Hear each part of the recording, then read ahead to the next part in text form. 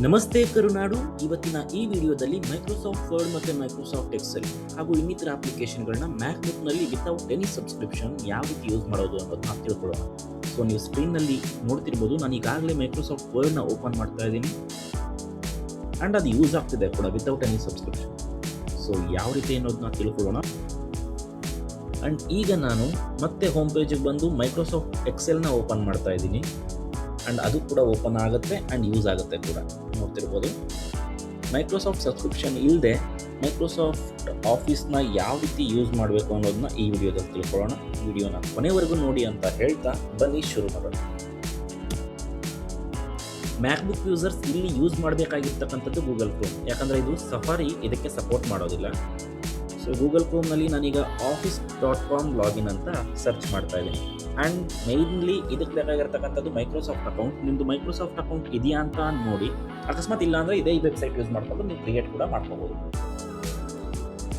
Login ಮೇಲೆ click ಕೊಟ್ಟರೆ ನಿಮಗೆ ಈ ಪೇಜ್ ಓಪನ್ ಆಗುತ್ತೆ. ನಾನು ಆಲ್ರೆಡಿ ಲಾಗಿನ್ ಆಗಿರೋದ್ರಿಂದ ಬೈ ಡಿಫಾಲ್ಟ್ ಇದು ಓಪನ್ ಆಗಿದೆ. ಇಲ್ಲಾಂದರೆ ಅದು ಮೈಕ್ರೋಸಾಫ್ಟ್ ಅಕೌಂಟ್ ID ಮತ್ತು ಪಾಸ್ವರ್ಡ್ ಕೇಳುತ್ತೆ ಆ್ಯಂಡ್ ಥ್ರೂ ಮೇಲ್ ಅದು ವೆರಿಫಿಕೇಷನ್ ಕೂಡ ಕೇಳುತ್ತೆ. ಸೊ ನೀವು ವೆರಿಫೈ ಮಾಡಬೇಕಾಗುತ್ತೆ.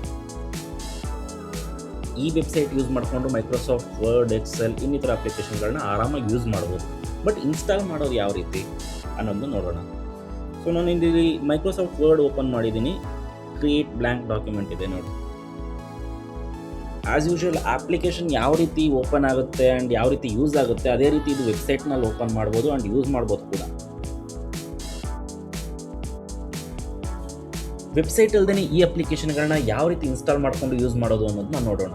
ಸ್ಕ್ರೀನಲ್ಲಿ ನೋಡ್ತಿರ್ಬೋದು, ನೀವು ಇಲ್ಲಿ 3 ಡಾಟ್ಸ್ ಮೇಲೆ ಕ್ಲಿಕ್ ಮಾಡಿದ್ರೆ ಲಾಸ್ಟಲ್ಲಿ ನಿಮಗೆ ಕ್ಯಾಶ್ ಸೇವ್ ಅಂಡ್ ಶೇರ್ ಅಂತ ಆಪ್ಷನ್ ಇದೆ. ಅದನ್ನು ಕ್ಲಿಕ್ ಮಾಡಿದ್ರೆ ಮತ್ತೆ ಇನ್ಸ್ಟಾಲ್ ಪೇಜ್ ಆ್ಯಸ್ ಆ್ಯಪ್ ಅಂತ ಆಪ್ಷನ್ ಇದೆ. ಇದನ್ನು ಯೂಸ್ ಮಾಡಿಕೊಂಡು ನೀವು ಯಾವುದೇ ಅಪ್ಲಿಕೇಶನ್ಗಳನ್ನ ವೆಬ್ಸೈಟ್ನಲ್ಲಿ ಯೂಸ್ ಮಾಡೋ ಬದಲು ಇನ್ಸ್ಟಾಲ್ ಮಾಡಿಕೊಂಡು ಬೈ ಡಿಫಾಲ್ಟ್ ಅಪ್ಲಿಕೇಶನ್ಗಳನ್ನ ಓಪನ್ ಮಾಡ್ಕೋಬೋದು. ಯಾವ ರೀತಿ ಅನ್ನೋದನ್ನ ನೋಡೋಣ. ಸೊ ನಾನು ಇನ್ಸ್ಟಾಲ್ ಮಾಡಿದ್ದೀನಿ ಆ್ಯಂಡ್ ಇದನ್ನ ಡೆಸ್ಕ್ಟಾಪ್ ಮೇಲೆ ಪಿನ್ ಮಾಡಿದ್ದೀನಿ ಕೂಡ ಮೈಕ್ರೋಸಾಫ್ಟ್ ವರ್ಡ್ನ. ಸೊ ಬೈ ಡಿಫಾಲ್ಟ್ ಈ ಅಪ್ಲಿಕೇಶನ್ ಓಪನ್ ಆಗುತ್ತೆ.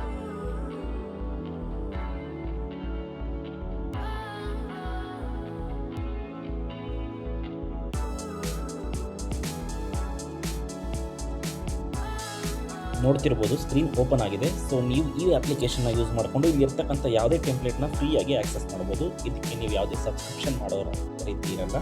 ಇದೇ ರೀತಿ ನೀವು Microsoft Excel, Microsoft PowerPoint, so 365 ಆಫೀಸ್ನಲ್ಲಿ ಯಾವೆಲ್ಲ ಅಪ್ಲಿಕೇಶನ್ಸ್ ಇದೆ ಇದೇ ರೀತಿ ನೀವು ಡೌನ್ಲೋಡ್ ಮಾಡ್ಕೋಬೋದು ಆ್ಯಂಡ್ ಯೂಸ್ ಮಾಡ್ಬೋದು.